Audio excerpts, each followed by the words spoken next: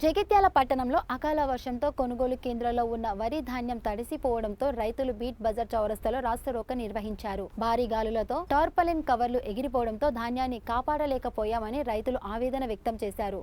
ప్రభుత్వం వెంటనే కొనుగోలు వేగవంతం చేసి రైతులను ఆదుకోవాలని డిమాండ్ చేశారు.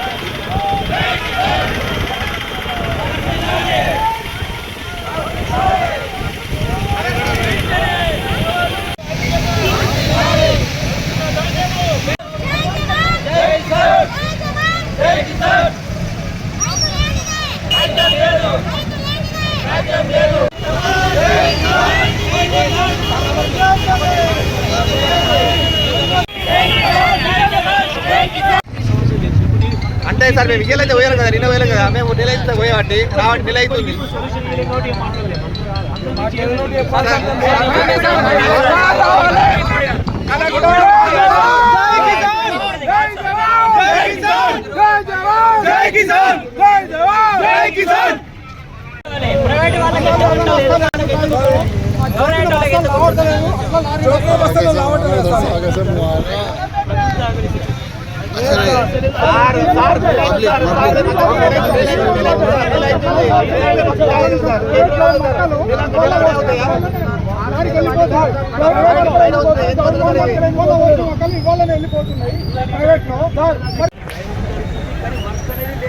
అట్లా తెలుసు సార్, మన ప్రైవేట్ అవుతుంది సార్, ప్రైవేట్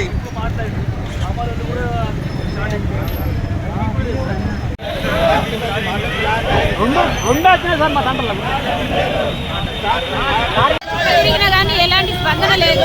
దానికి రూలు పద్ధతి పాడు ఏమీ లేదు. ఇట్లుంటే రూల్ పెట్టినప్పుడు ఉండాలి కదా, దానికి రూల్.